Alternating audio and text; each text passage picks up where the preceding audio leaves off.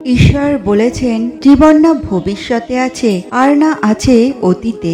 জীবন তো কেবল এই মুহূর্তে আছে, অর্থাৎ এই মুহূর্তের অনুভব করাকেই জীবন বলে। যদি কারো কাছে কিছু চাইতে হয় তাহলে ঈশ্বরের কাছে চাও, কারণ কেউ ফিরিয়ে দিলেও ঈশ্বর কখনো ফিরিয়ে দেয় না। খারাপ সময় মানুষকে জীবনের সেই সব সত্যের সম্মুখীন করায় যেগুলো সে তার ভালো সময়ে কখনো খেয়ালই করেনি। জীবনে যখন কোনো ব্যক্তি নিজের লক্ষ্য প্রাপ্তির জন্য নিরন্তর চেষ্টা করতে থাকেন, তখন তিনি কষ্ট অনুভব করেন, কখনো শারীরিক কষ্ট, কখনো মানসিক কষ্ট। তখন সেই ব্যক্তি ভাবতে থাকেন যে আমি কি উচিত করছি নাকি অনুচিত করছি, কারণ অন্যদিকে তার সামনে এমন অনেক ব্যক্তি আছেন যিনি কোনো পরিশ্রম চেষ্টা কিছুই করছেন না, যিনি বিলাসিতায় জীবন কাটান, অলস প্রকৃতির হন, নিদ্রাতে বিলীন হয়ে থাকেন আর ভাবেন যে তিনি সুখ লাভ করছেন।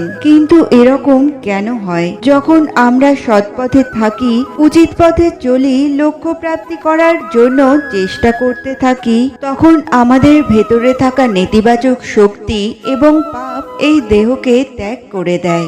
ঈশ্বর বলেন, আর এই অনুভূতিটাই আমাদের দুঃখের অনুভূতি দেয়, কষ্ট দেয়। এবার সেখানে যদি আমরা কুপথে চলি, অনুচিত পথে চলতে থাকি, তাহলে আমাদের ভেতরে থাকা পুণ্য এবং ধনাত্মক শক্তি আমাদের দেহ ত্যাগ করে দেয়। আর এই অনুভূতির কারণেই আমরা সুখ অনুভব করি। তবে কিন্তু এই সুখ বেশি সময় পর্যন্ত থাকে না। সেই জন্য সব সময় মনে রাখবেন, যদি আপনি জানেন যে এটাই আপনার লক্ষ্য, এটাই উচিত পথ, শুভ পথ, তাহলে নিরন্তরভাবে এগিয়ে যেতে চেষ্টা করতে থাকুন। এই কষ্ট আপনাকে সুখের পরাকাষ্ঠায় কখন পৌঁছে দেবে তা আপনি জানতেই পারবেন না। সুখ হলো চন্দনের মতো, যদি তুমি অন্য কারোর কপালে লাগাও তাহলে তোমার আঙুল থেকেও সুগন্ধ বের হতে থাকবে। গীতায় বলা আছে, নিজের কর্তব্যকে না জানার নাম মোহ, নিজের কথা বেশি ভাবাই